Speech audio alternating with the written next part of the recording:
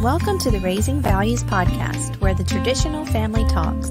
You can find us on iTunes, Stitcher, and Spotify, and be sure to follow us on Facebook and Instagram. You can support the Raising Values podcast through Patreon.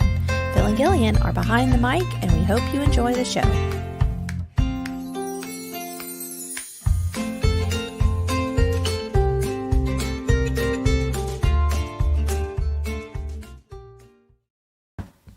Good morning, everyone, or afternoon, or whenever you're listening to this.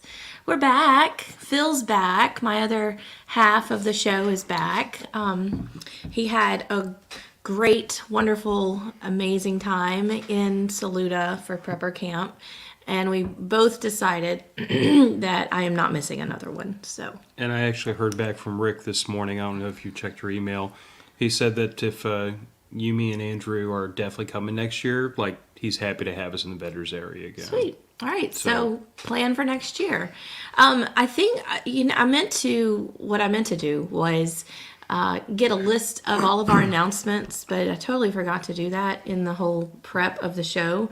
But I do know that, so you've not passed on, you haven't passed on. You've uploaded all of the episodes from Prepper Camp to Matter of Fact. So if you were interested in seeing what it's like to be around a bunch of other preppers and people that live the lifestyle and ideas that are coming out of Prepper Camp, definitely head over to Matter of Facts and watch those episodes. They did a lot of really good interviews. So in a newsletter, I keep saying a newsletter is coming. It hasn't come out yet. Yeah. And the other thing that, besides, so you got Prepper Camp. I'm sorry, my brain is a little scattered this morning. Obviously, it always is. But Women Who Prep Conference is ready, and the tickets are on sale. You can go purchase those. You want to follow them on Instagram, and their title of their page is Women Who Prep. You can also follow the creator of the conference, who is Allison, over at This Prepared Life. So definitely two good channels or pages to follow on Instagram. So the Women Who Prep Conference, April 20th through the 23rd. It's all online, so you don't even have to get out of your PJs. A lot of really good content that'll be in that conference. And so what I was about to say was Phil and I had a really, really good long talk on our Wednesday date at the lakefront this past week about becoming a patron of the show and the different tiers and levels and all that stuff. And so we've got to bring Andrew into the fold of that. But what we would like to see happen is more and more patrons coming to the show. So it doesn't have to be Raising Values. It could just be Matter of Facts. It doesn't have to be Matter of Facts. It could just be Raising Values. But a lot of really cool perks that I believe come from being a patron. And of course, the main one is the camping trip, the annual camping trip that we take. It changes every year, but it's an annual camping trip that we all take. So if you're interested in becoming a patron and supporting us through Patreon, that would be really, really awesome. The other thing to announce is that we do have merch now. So we want to thank Chris and Tiffany Brannon, who are patrons of Matter of Facts.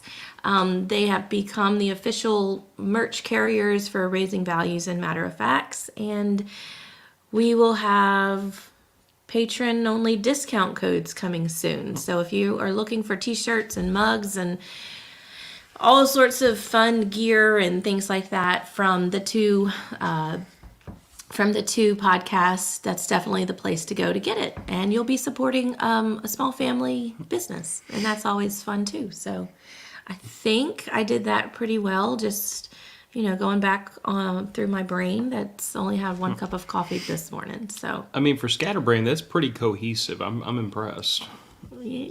Sometimes I can perform. I honestly am a little bit rusty. Like the whole technical aspect of podcast producing, I was telling Gillian right before we click the go live button, I'm like, I feel like I'm forgetting things, but I don't know that I am. So I don't know. Like last weekend was a really incredible experience, but I'm not gonna lie, I still kind of need to get my feet back wet into this. You know what I'm saying? Like actually, What, family life or well, podcasting? no. Family life came quick. I'm talking about just like managing the stream and just like my normal procedure for how to make this not look like a train wreck. I think you did pretty good. I don't think we look like a train wreck yet so far. I don't know. It's just, we're only what? I can't find the timer, but we're, Top left. oh, yeah, we're only 6 minutes into this show. So anyway, so today's show, I think it goes well with raising values, but it's something that, of course, I pulled off of one of our mama Facebook groups that I follow mainly for the entertainment value of the drama that just ensues in that group, and it's hilarious. And I know we've talked about the mama Facebook groups before on the podcast, but this one was kind of, I don't know, for some reason it stuck with me for a couple of days, and it was about, so just kind of diving into it.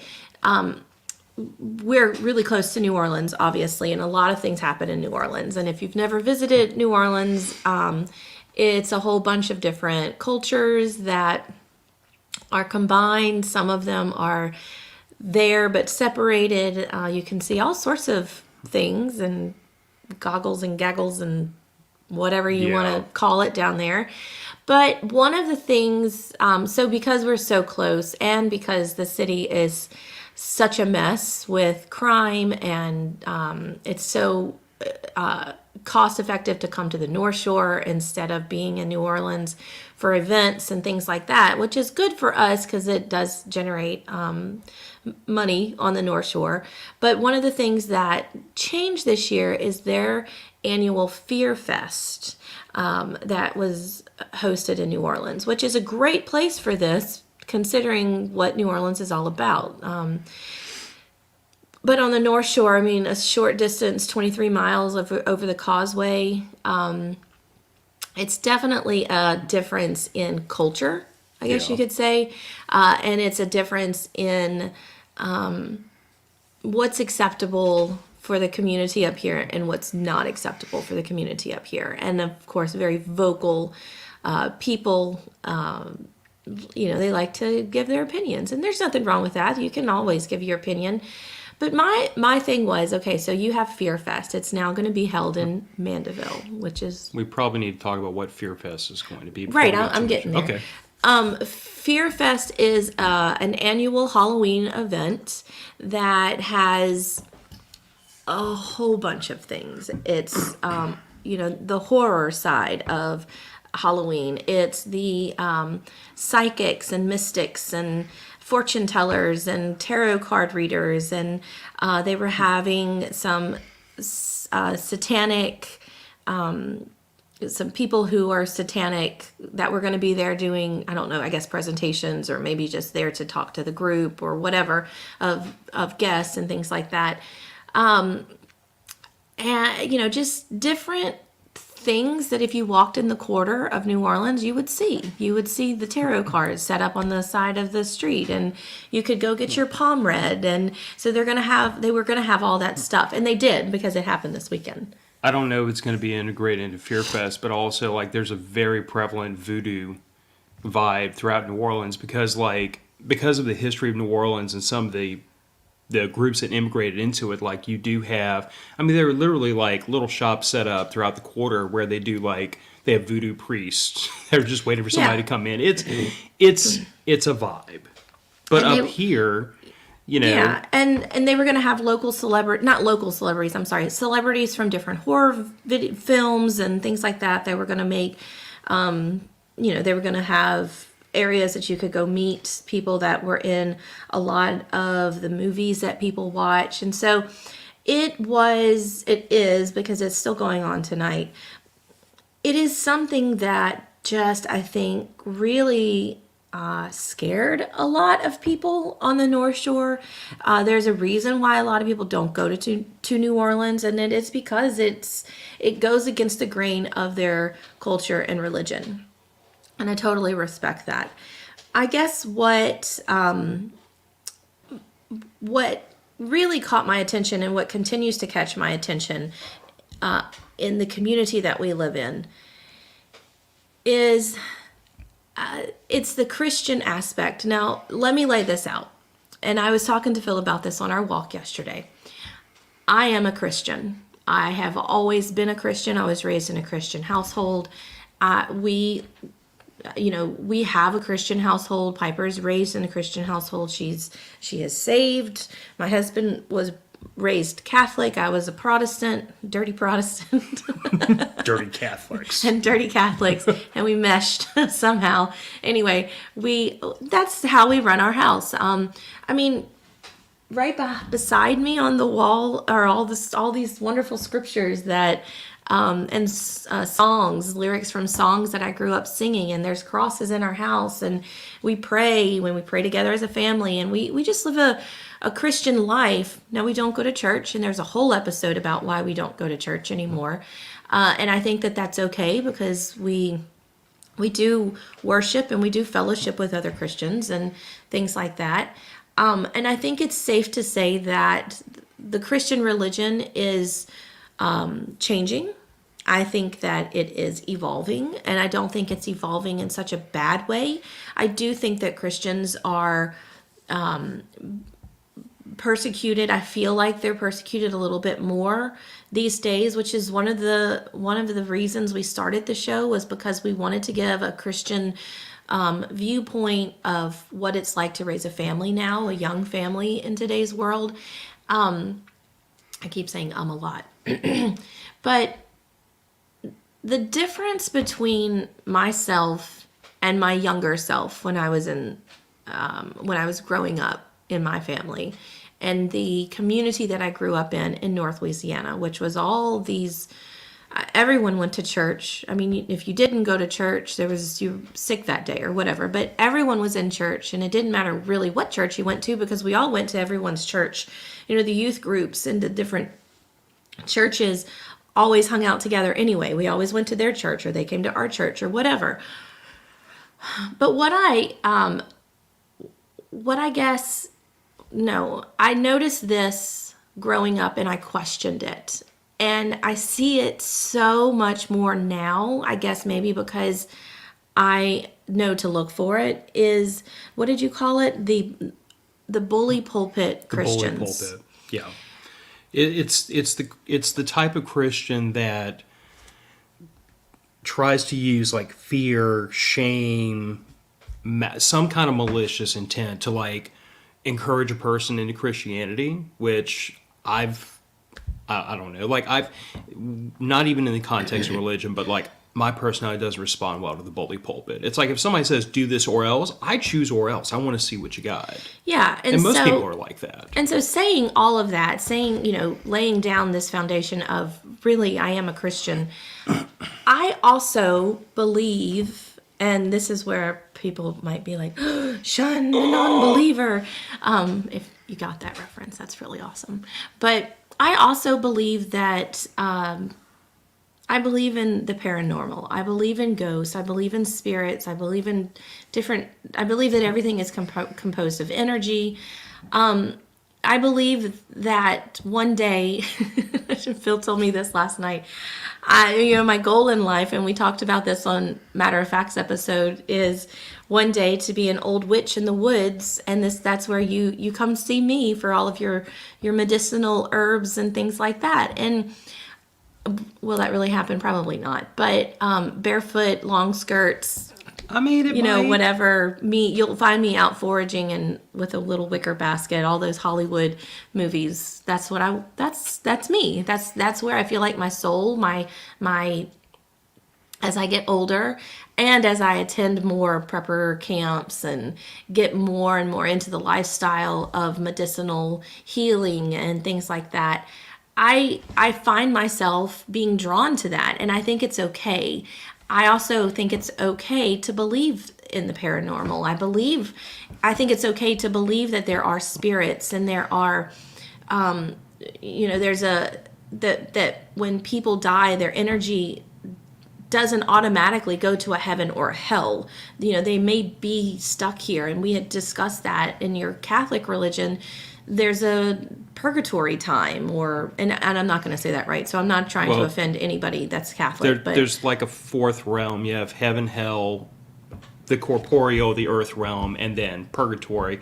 But also, like within and this is even hotly debated in Catholic religion, but there's the idea of exorcism, where there are restless spirits that are still here on the earth, and they attach themselves to people, and that attachment has to be broken. So, like demons and things like that.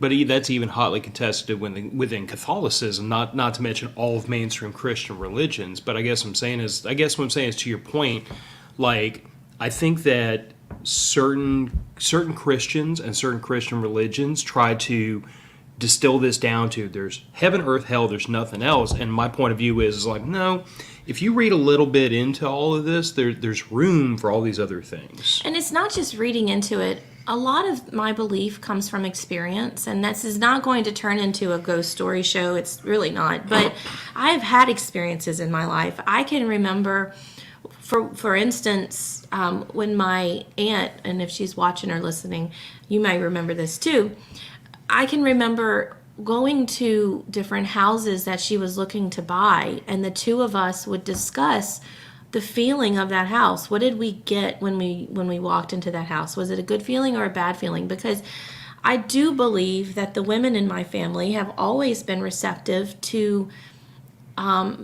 feelings of energy. We can feel if it's a negative energy. We can feel if it's a positive energy. When we bought this house, it did not have a positive energy. And so we did the things, we blessed the house. We blessed Piper's bedroom because that's where the negative energy mostly came from. We knew that there was something walking in this house. We could smell cigarettes. We didn't smoke cigarettes. Our neighbors didn't smoke cigarettes at the time. And so there were things happening in this house. The lady who owned the house, the man and woman who owned the house before us, she died. And she didn't necessarily die in this house, but I believe that her spirit came back here because this was the place they came to for her to pass away. Anyway, so we did what we believed we needed to do. We had the house blessed. We had her room blessed. We went through each room and cleansed it with a blessing. And now it is just, you can, I hope when people enter our house, especially me, when I enter this house, I feel the comfort and the love and the it's almost like walking into a soft pillow to me. And maybe that's just because this is our safe place. But anyway, I've had experiences my whole life with paranormal. I've had experiences of, my house was built, the house that I grew up in was built on the stable lands of the plantation that was next door. And when I say plantation, I mean an absolute plantation, 3 stories, beautiful plantation. And we would find all sorts of things, including spirits. So all of that being said, we have an event on the North Shore that goes against the grain of what majority of the community is about. And there were, in this mom's group, there were moms asking questions about it. Where is it? When is it? I can't find anything discussing it, whatever. So they went to the mom group, of all places. That is not where you ask questions. Jesus, no. It's not where you go for advice, because so many of these women are Karens, condescending and just ugly. They're just ugly to women who feel like they're putting themselves out there already, and then the negativity that they get back, it makes you just not want to be a part of the group. So they were asking questions, and there was probably a handful. And I went back last night, and I can't find these posts anymore. But I wanted to grab some of the comments that these women were getting about Fear Fest. And it was just downright bully pulpit how dare you comments. Like, yeah. So to kind of give you an idea, again, they're asking for questions, general questions. Where is it? What time? How much are the tickets? Who's going to be there? Blah, blah, blah. What their response was, yeah, how dare you do this? How dare you be a part of this show, and Christian, as a Christian, we're supposed to do this and that, and this has nothing to do with Christianity. And it's like, okay, but they're not Christian. Okay, but they don't believe in what you believe in. And I feel like the women who were commenting on this were the first ones to scream out, well, don't push your ideas on me. Don't push your ideas on my kids, and blah, blah, blah. And here they are in the comment section beating these women over the head with their Christianity, and I have a good church home for you. You can come sit in my pew, and blah, blah, blah, blah, blah. It was just all of these. I think some of them intended to be very nice about this and whatever. And then some of them maybe started off nice, and then their Christianity just poof, up in flames, like up in smoke. It was gone. And now their comments are derogatory and name calling and really showing who they truly were, which not terribly Christ-like. And that's kind of what I'm getting at is, as a Christian, I believe that the words that come out of my mouth and the things that I say should be examples of how I live my life like Christ. I'm a human. Of course I sin. I'm not ever going to make that mark. Ever, ever, ever. And I don't intend to strive and kill myself to make that mark. Also believing in the things that I believe in, and that the fact that we do go against the grain of most common Christians in our community and probably around the world. It's just never something that I'm going to beat myself up to do. I know my place with Christ. I know my relationship with him, and I know that it's strong and whatever. And I don't have to get onto a mama group and prove myself to them. And I felt like this is what those women were doing. They were proving to the world that they were these good Christian women but also calling these women names and telling them how wrong they were and telling them how lost they were. And it was no way that you were going to ever convince someone to come to your church and listen to the word of God. I am a Christian, and I would not want to go to sit in your pew and listen to the word of God, because if that's what you're getting out of it, I'm wondering what's coming from the pulpit. And it can't be what you're spouting, because these women were they were awful, and they continue to be awful. Every time someone would post about Fear Fest, they were continuing to be awful. I just wouldn't want to go to your church, and there was no way that you were going to convince me that this the way you were acting was the way that Christians should be acting. And so one of the things that came out of that was a new hashtag that was being spread around, and it was no love like Christian love. And it wasn't in a good way. It was there was warnings that were coming out if you were asking questions about. There was a lot of things that came, like different comments that came out of, does anyone recommend a good tarot reader? Does anyone recommend a good palm reader? I'm looking for someone to come and do a seance at my house, or something like that. And every comment after that was, careful, you're about to be drugged by the Christians. And so it makes you kind of want to hide the fact that you're a Christian, because I don't associate myself with Christians like that. That's not the Christian that I am.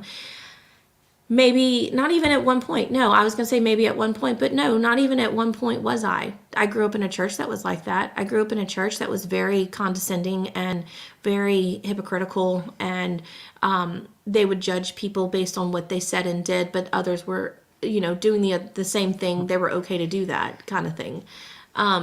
You can't pick and choose what parts of the Bible you're going to follow. You can't pick and choose what parts of Christ's teachings and what he says is a sin and not a sin that you're going to accept in your life. You can't do that. And that these women were, I don't know how many times I can say that they were just brutal. They were brutal Christians.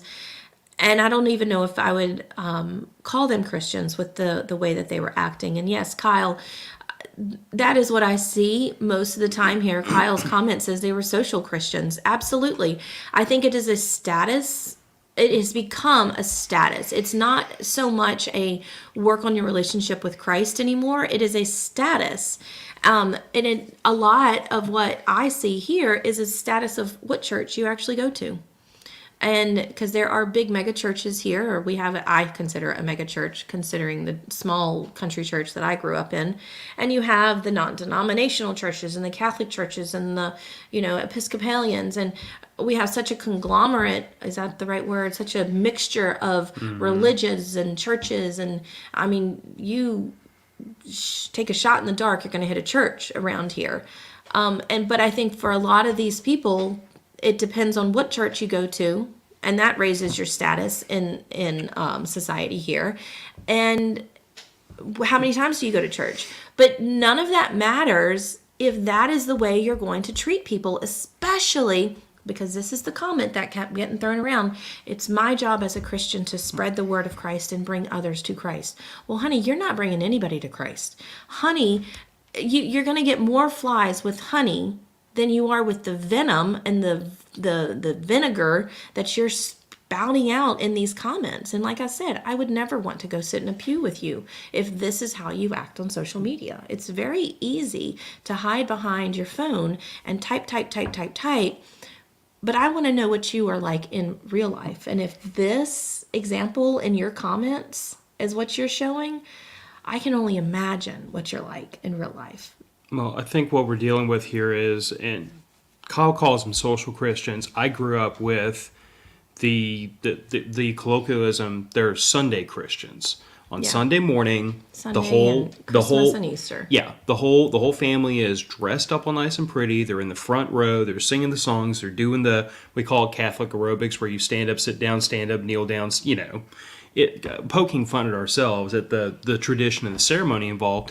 But they do all those things when everybody's watching, and then as soon as they go home, the wife's neglecting the kids, the husband's neglecting the whole family, somebody's cheating on somebody, somebody's drinking themselves into oblivion, somebody's gossiping to her girlfriends about all the other stuff and all the non-Christians in the community. These people are only Christians on Sunday when everybody's watching, and as soon as they're home, and I think that's what this mama group turned into, is a window into the way they live the rest of their lives. Yeah. And my comment to you yesterday was I have kind of pushed back against this idea, and I can't even say it's Christianity, because Christianity just says that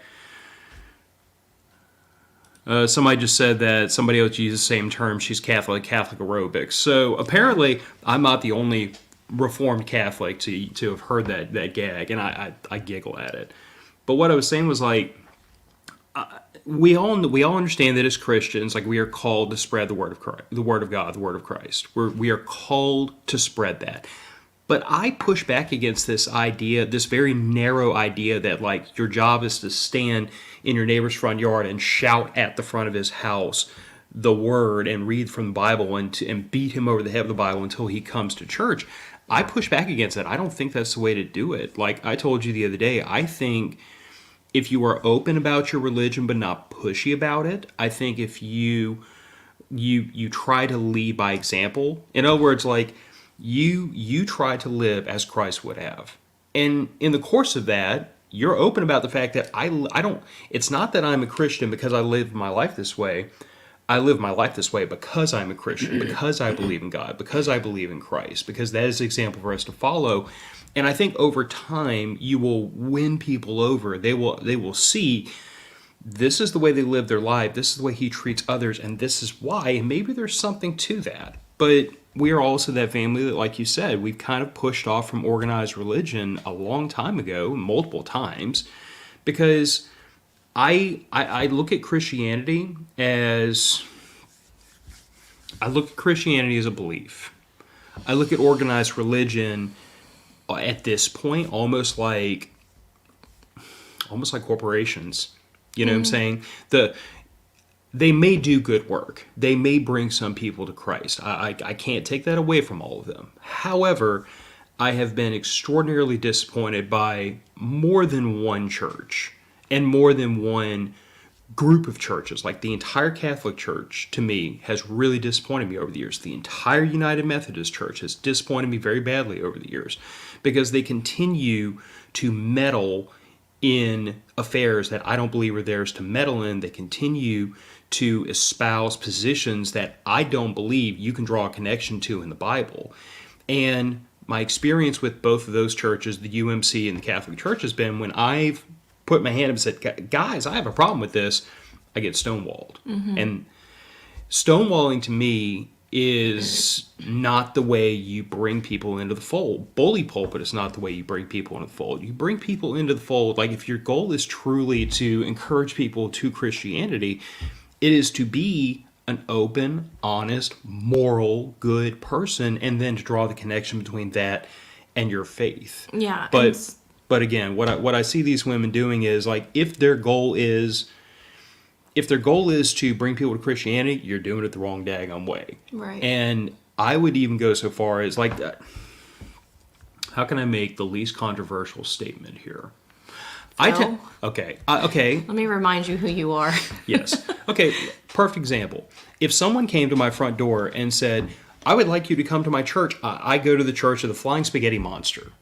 I wouldn't scream at them. I wouldn't yell at them. I would just politely say, that's good for you. I don't really believe in the Flying Spaghetti Monster, but you do you, boo. Their belief contradicting mine does not threaten me. It doesn't threaten my family. You see where I'm going with this? Like, it doesn't harm me, so there's no reason for me to get upset about it. And I feel like if most of these people who were screaming this loudly about it were secure in their faith and secure in their family's faith, they would say, this is the information, I'm not going to go. Like, yeah. If this was an event that was going on and I had a moral objection to it, I wouldn't say, you're a bad person for going. I would just say, if somebody invited me, no thanks, not my thing. Yeah, and I think the voodoo, the Satanists, the pagan elements, those bother me, and it makes me uncomfortable. You go have fun. It's just not for me, and leave it at that. Right, and I think if that's where it had been left, that'd been one thing, and I wanted to read, and I told you that. Earlier in the show, I said that I went back through the group to try to find these comments, and a lot of the things had been deleted. So, like, I couldn't pull a whole lot, but I did get a couple of things. And this is not just how they reacted on Facebook, these women, but there were people. Let me read you what they ended up doing. It totally got off of social media. They were calling and harassing the employees of the event center, which also happens to be a place where it's a sports center as well. So it's like they have soccer fields, baseball fields, track. It's where everyone goes to do sports on this side of town. They were harassing them, saying that them and their children were going to burn in hell because they worked there. And at some point, people were going out and spraying holy water on the building, walking around spraying holy water on the building. And then I said the hashtag wrong earlier, but what it ended up being was there's no hate like Christian love. And that just like, yeah. That gets you, doesn't it? That really just was like, wow, you're right. The women are spewing so much hate in the name of Christianity. There was something else that was said. Let's see if I can. I'm not going to read through the whole thing. Just going to church doesn't make you a good person, or that you get to go to heaven. And then she said, of course, you can catch more flies with honey. Stop making enemies. Mm-hmm. I wish I could have pulled a lot more of the comments because some of them were so mind-blowing. It was just, I really couldn't believe, because, you got to go, everyone's been on Facebook, social media. You've got to go through a process of actually typing out this comment and reading it to make sure there's no typos sometimes. And then hitting the send button and making sure that it gets posted. So it's not like they were just like falling over their phone and making these statements and then, oops, accidentally hit the send button and now their comment is posted. They wanted to say these things. And you had said something, and I kind of wanted to go back to, yeah, we don't believe in the whole voodoo. That no, it exists. I believe that those things exist. Voodoo, satanic worshiping, and It's just not the for pagan us. and Wiccan and all that stuff. And it's not for us. But something that we said to each other on the walk yesterday was, I am also not so closed minded in my Christianity to understand that the Christian holidays that I celebrate have a pagan influence. They or maybe influence is not the right word, but correlation to pagan holidays and things like that. I think people, I guess I fear this a little bit in that I'm saying I'm a Christian, but I also want to be a witch when I grow up. When I grow up, I want to be a witch. I believe that God gave us everything on this earth that we need to survive. And we find that medicinally in plants. We find that in the animals that roam, food wise. We find that in everything that's on this earth. And I don't think that it's wrong for a Christian to believe those kinds of things. I joke and say, yes, I want to be a witch when I grow up and live in the forest and forage for medicine and all that stuff. And I say that a half truth. Yeah, I kind of do. I feel a connection to things like that. And one of the questions that I asked when I posted on Facebook and Instagram about this show was, do you celebrate Halloween? Halloween is not a Christian celebration. It is deeply, deeply rooted in paganism. And I think it's become more of a candy company's, Costume companies, yeah, too. But costume and candy and all that stuff. And then, of course, you have the people that do things like Fear Fest, and they get into the gory and the horror side of Halloween. And, it's a little more acceptable for a satanic person, someone who worships Satan, to come out of the woodwork and show themselves during Halloween. And that's what Halloween's really come to. But it's a pagan holiday. It's a pagan celebration. And we do celebrate Halloween in the fact that I decorate the house. I mean, sitting in front of us right now is a little decoration of different, it looks like little bottles of things you would put in a potion. So it's like raven's wings and monster eyeballs and things. I got them at Target.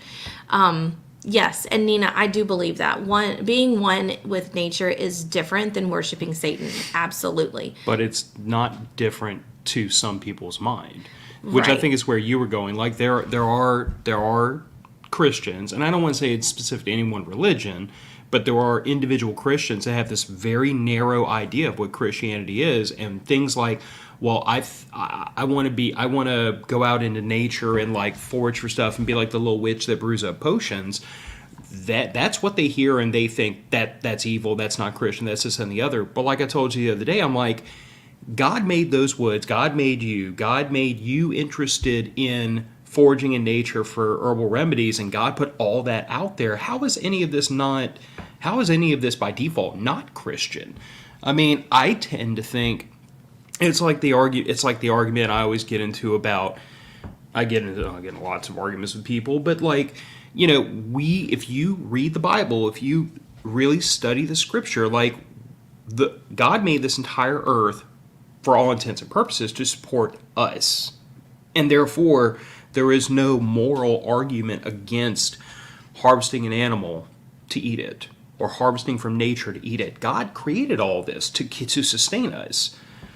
And I look at herbs and medicines the same way. Mm-hmm. But to Nina's point, or I guess to the point I made last night, I agree with you and Nina. I don't think that, quote unquote, being the little witch in the woods that makes the herbal medicine, I don't think there's anything wrong with that. But there are Christians who think so, which I guess goes back to the idea that, like, how narrow-minded are you and how fragile is your belief that someone else having the tiniest little bit of a different perspective on Christianity threatens you so greatly. I mean, I get, when I tell people that I forage for medicine and things like that, I still get these looks. And I actually had a friend that told me of a conversation that someone came to her and had with her about me and the fact that I drink mushrooms and I forage for things like that, and it was in a very condescending way, and it was kind of in a mockery, like, doesn't she drink mushrooms or something? And so I mean, sure, whatever. I'm glad I live rent free in your head, but Would this be one of the women that's suckling at the teat of Big Pharma with the weight loss shot right now? Because that would be incredibly ironic. I don't know. I would have to talk to you later about who it really was. But anyway, so I'm not afraid to tell people, yeah, I'm going to go drink some goldenrod tea, and you're going to see me cutting it down. Of course, it's not growing because we don't have any rain down here. But, I'm not afraid to say those things to people anymore. And to Kyle's point, Kyle had a comment that said it's a made-up holiday like Valentine's. It's actually not a made-up holiday. It was, its roots come from a Celtic festival of Samhain, which was a pagan religion, and it celebrated the welcome of a harvest at the end of the summer when people would light bonfires and wear costumes to ward off ghosts. And I just read that, but maybe he's referring to the modern. yes, interpretation as of a Halloween. modern interpretation of what Halloween is. Yeah, of course it evolved, and Valentine's Day evolved. I mean, what's his name? I don't know. Saint Valentine. I mean, it's gruesome. He was tortured and beheaded. But we celebrate it with love and hearts and date night. But the man actually died a very, very brutal death. I mean, most Christians back then did, to be fair.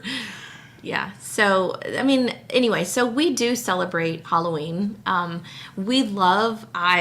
Piper loves getting dressed up. And we don't really do the gory side of it, mainly, I mean, except now. Piper had recently a project in science class, of all things, of special effects makeup and how to do special effects with the things that you have around your house. And so now my daughter walks around with bloody cuts on her arms and legs and scissors sticking out of her arm. Of course, it's all special effects makeup, but she's really into it now. So there might be an eyeball hanging out of her eye for Halloween this year. I don't know. We might get there. I did have to warn her that if she comes up to me freaking out and tries to play a trick on Dad, she's going to get a tourniquet slapped on her arm before she gets to explain to me that it's just toilet paper and makeup. Yeah. But anyway, so we don't really do the whole gory side of it.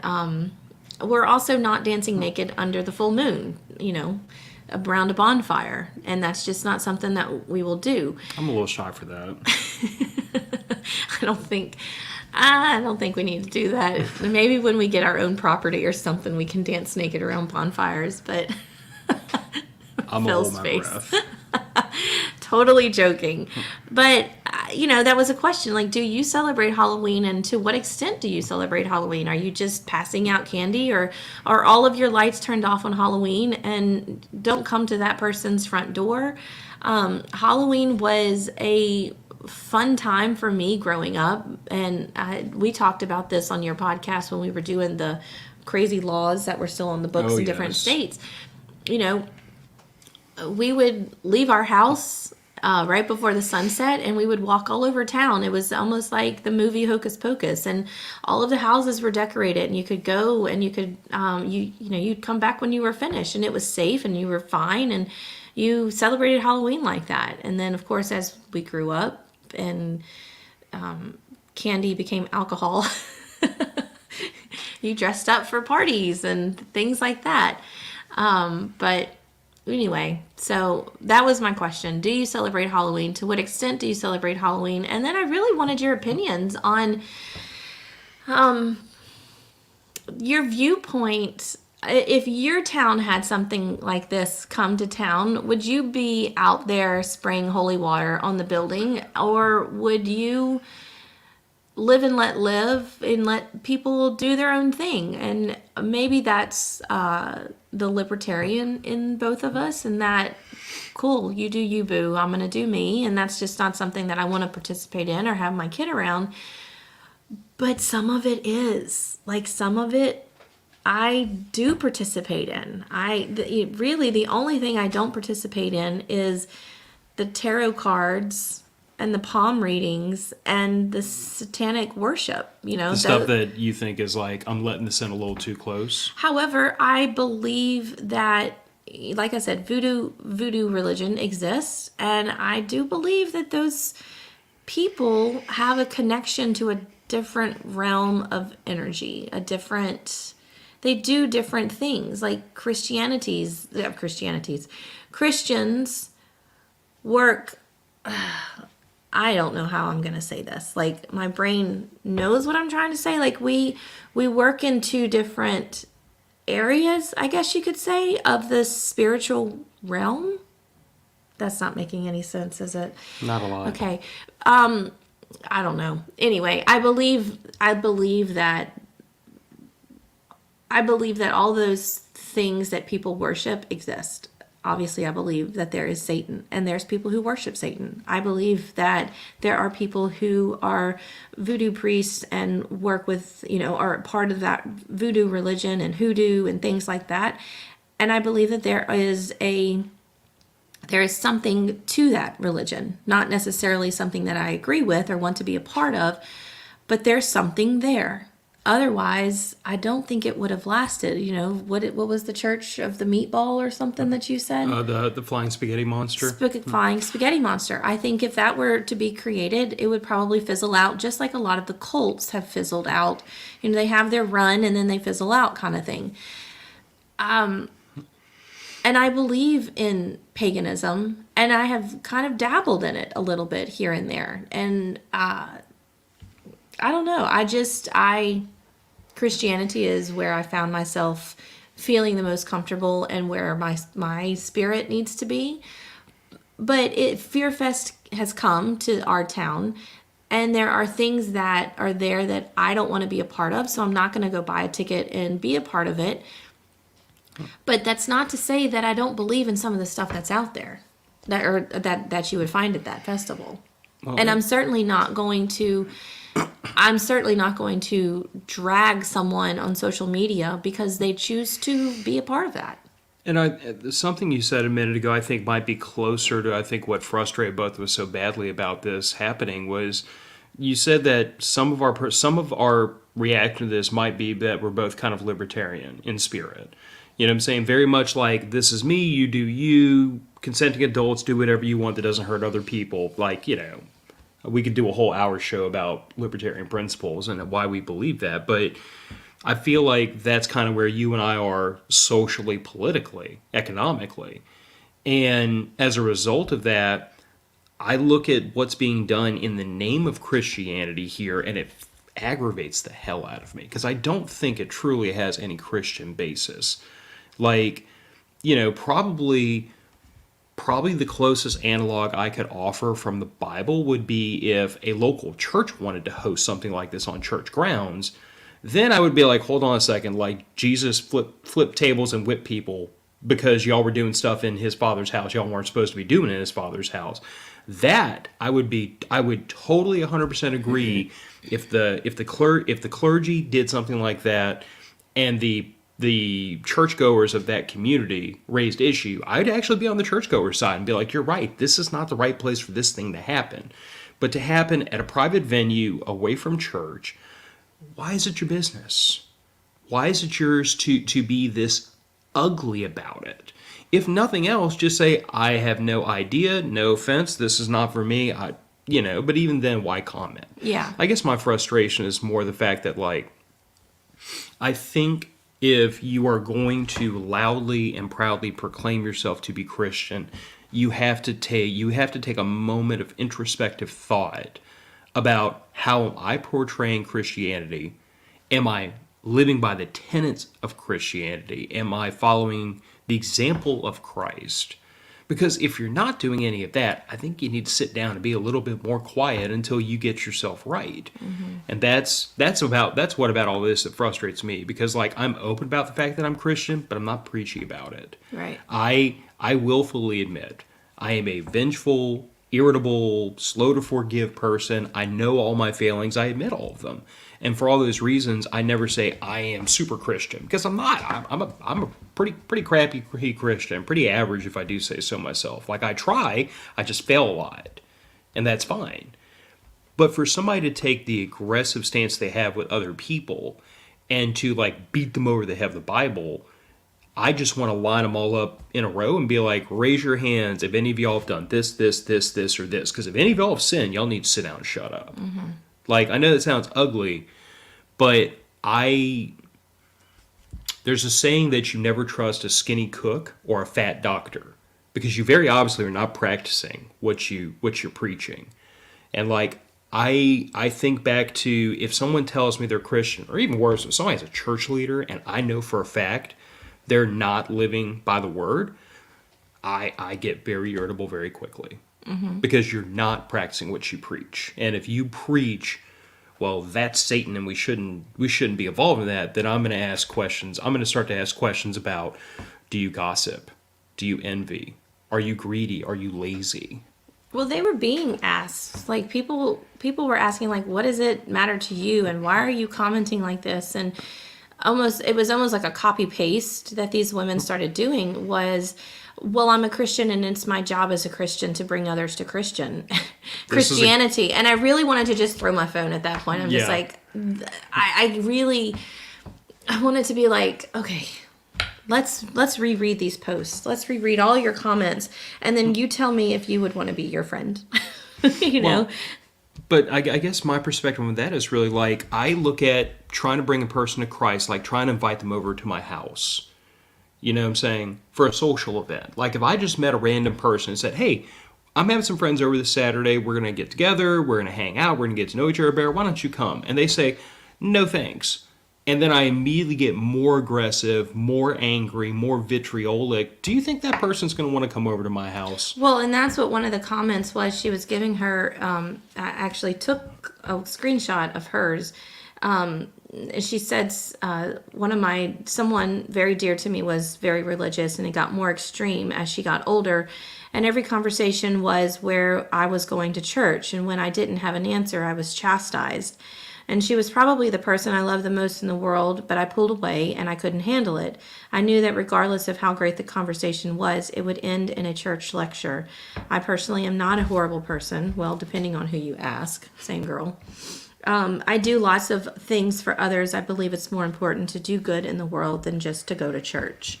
And that's sad, but it's so true. It's like, and Christianity is just the topic that we've chosen for the day, but if you beat someone over the head so many times about a certain subject, eventually they're going to pull away. Like, okay, we're done. We've talked about this. I've given you my opinion, and either you respect it or you don't. And obviously you don't if you continue to bring this up.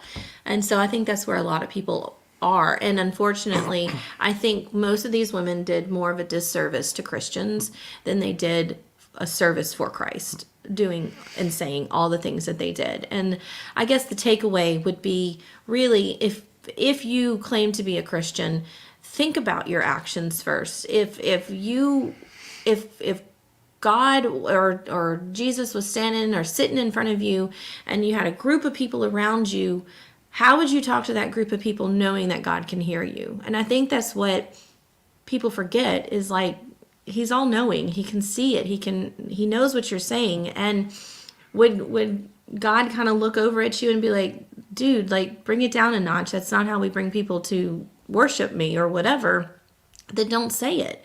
And I think that's the takeaway, is you've got to read your audience. There are other ways to bring people to Christ.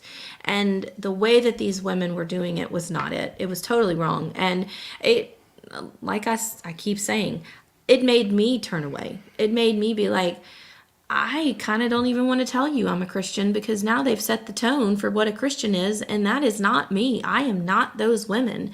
But the damage had been done, and there was no way, with just the knowledge of me being a Christian, I was not going to be able to save that at all. And so, like I said, a disservice to their Christian faith, and just the way that they handled it was totally wrong. It just was totally wrong. Yeah. I want to circle back around before we go any further forward. Something you said earlier about living a good life and doing good in the world, and that being more important than going to church. I know this is something that you and I kind of tripped over when we were figuring out how to merge our our Christian beliefs. Dirty Catholic and dirty Protestant. Yeah. Well, but I had said to you that like just sitting in church is not enough to get to heaven. Like you have to. I think I may have used the phrase "do good works," which kind of puts you off because your point of view was like, if you're saved, you're saved. Doing things doesn't get you into heaven. And my point to you, and I think my point to the audience would be, if you believe, you will live your life according to that belief. You will do good works because you believe. In other words, like the good works is not what gets you into heaven. Believing in God, accepting Him as your Lord and Savior, gets you in heaven. But if you truly believe in Him and you believe in the Word and you believe in the Bible and you believe in Jesus, if you believe all that, you are compelled by your belief to do good works. You're compelled to be a kind person. You're compelled to help your neighbor. You're compelled to do all these things. You can't. It's not that this gets you into heaven. This is a byproduct of this, which does get you into heaven. And when I see when I see Christians behaving like this, I really do question. And it may be totally unfair. I seriously question how deep their faith is, because I don't see how you read the same Bible I did. You believe in Jesus Christ. You believe in the same God. I don't see how you believe all that and you behave like this. Like, again, I admit my failings. I screw up a lot. And I would like to believe that maybe, just maybe, this was like their moment of weakness where their Christianity slipped and they behaved like buttheads. Mm-hmm. But I'm sorry to say I've run into enough of this before around other Sunday morning Christians or social Christians. I don't think this was a one-time thing. I think there is a pervasive thread through people that claim to be part of a group because of the status they feel like it grants them, rather than true belief. And yeah. I look at it as, I don't think many people would be shocked to hear that you and I are Christians, just because of the way we live, because of the way we treat each other, because of the way we treat others. But I think that if some of these people had never said I'm Christian, and you just watch the way they treat each other, they treat others, and then they said they were Christian, I think you'd give them a look. Like, really? Yeah, I really wanted to comment back to a lot of them and be like, let's reread this together. But a voice spoke outside of you that said, forgive them, they know not what they do. No, really, they said, my God, they're being such Karens. Yes. Anyway, it is what it is. I've been saying that a lot. It is what it is. It made I think, a good topic for the show today. And I'm hoping that it gave you some thought, something to think about. But in my true witchy form of who I am, energy on Earth is changing as we go into fall. And so things are going to start slowing down, and harvest your herbs. There's a lot of herbs out there that you can harvest for the winter. And, just kind of take in the slowness of the energy out there. And happy Halloween. It's actually one of my favorite. It is right up there with Christmas. It might even be, I don't know. Christmas and Halloween are like right there together. I love Halloween. I love it. I love everything about it. I love the changing and the energy of the earth, and I love the spookiness of it, and I love that. I just love it. I love Halloween, and I will always celebrate Halloween. And whether I celebrate it in a pagan form or if I celebrate it in, I'm going to go eat that entire bag of candy that's on the counter right now, which I'm not going to do. I'll celebrate it however I feel comfortable celebrating it, but I'm also not going to make you feel bad in the way that you celebrate Halloween or not celebrate Halloween. So from us, happy Halloween, happy Samhain, happy harvest, happy whatever. Yeah, that's it. And I would just say in closing, comment too. I would just say in closing, be very mindful about. Nina. I would say be very mindful about how you represent whatever it is you represent through your actions, through your words, through your personality. And that's not just, if you're Christian, be careful how you represent Christians, but we belong to a community of survivalists and preppers. We have to be mindful of how we represent that community so that others don't think we're the crazy tinfoil hat people and realize that, we're kind of normal. And we have to be and to get down to the most basic of it. I've told our daughter on several occasions that whenever you're having an interaction with someone else, always be mindful how you represent yourself to bystanders. Because somebody could be a jerk to you, you could be a jerk back, feeling totally within your rights. But everybody around you might think, well, my daughter is a jerk. She's just ugly to people, totally not understanding that this is a response to somebody else. Don't hit the camera. So. Sorry. You always have to be mindful of how you represent yourself, how you represent your family. That was something I grew up with. Yes. Your last name is my last name, so when you go out and act a fool, it makes me look bad too. It makes your brother look bad. It makes your mom look bad. It makes all your cousins and everybody else who has your last name look bad. So I would just say that as a cautionary note in parting, whatever community you represent, even if it's as basic as yourself and your family, be very mindful about how the way you behave portrays that community, and understand that it's like chucking a rock into a pond. It's going to ripple. There's no way it can't. Right. All right. Well, we hope y'all have a great rest of your day or week or whatever. Next week, we are trying to decide when we're going to put out a show. It will not be live, so just FYI, if we do put out a show next week, it will not be live because we will be little Christian pagans running through the woods next weekend. Yeah, we might pre-record something, time and energy allowing. We might do something in the evening when we get home. We might just skip next week. I don't know. Those are conversations that we have yet to have because it is 11 a.m. on a Sunday morning. Yeah. So anyway, all right, guys. Well, we'll see y'all next week maybe, and then if not, we will see you the following week. And I hope you have a great rest of your weekend and whenever you're listening to us. Thank you for watching and tuning in. Bye, everybody. Bye.